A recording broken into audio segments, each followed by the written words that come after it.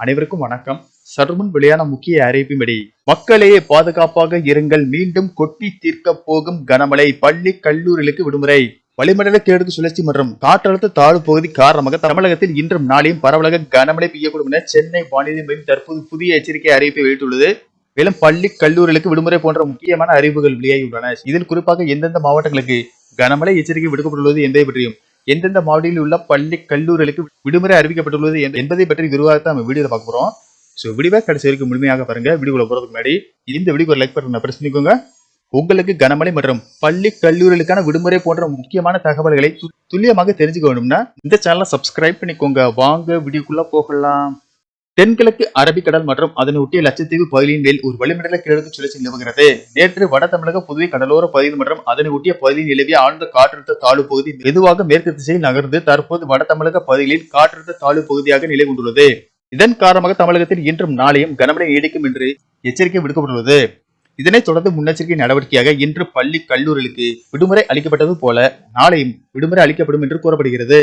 இந்த நிலையில் சென்னை வானிலை ஆய்வு மையம் வெளியிட்டுள்ள அறிக்கையில் இன்று தமிழகத்தில் ஒரு சில இடங்களிலும் புதுவை மற்றும் காரைக்கால் பகுதியிலும் இடி மின்னலுடன் கூடிய லேசானது முதல் மிதமான மழை பெய்யக்கூடும் என்றும், வேலூர், ராணிப்பேட்டை, திருவள்ளூர், சென்னை, செங்கல்பட்டு, காஞ்சிபுரம், திருவண்ணாமலை, விழுப்புரம், நீலகிரி, கோயம்புத்தூர் மாவட்ட மலைப்பகுதிகள், தூத்துக்குடி, திருநெல்வேலி, தென்காசி மாவட்டங்களில் ஓரிரு இடங்களில் மற்றும் புதுவையில் கனமழை பெய்ய வாய்ப்புள்ளது.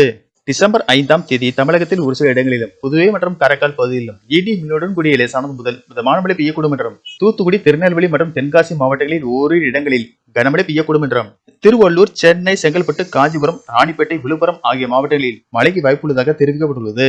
6ஆம் தேதி தமிழகத்தில் ஓரிரு இடங்களில் புதுவை மற்றும் காரைக்கால் பகுதிகளிலும் லேசானது முதல் மிதமான மழை பெய்யக்கூடும். 7ஆம் தேதி முதல் 10ஆம் தேதி வரை தமிழகத்தில் ஓரிரு இடங்களிலும் புதுவை மற்றும் காரைக்கால் பகுதிகளிலும் லேசானது முதல் மிதமான மழை பெய்யக்கூடும். பள்ளி கல்லூரிகளுக்கு விடுமுறை. கனமழை காரணமாக இன்று சென்னை, திருவள்ளூர் மாவட்டங்களில் உள்ள பள்ளிகளுக்கு மட்டும் விடுமுறை அளிக்கப்பட்டுள்ளது.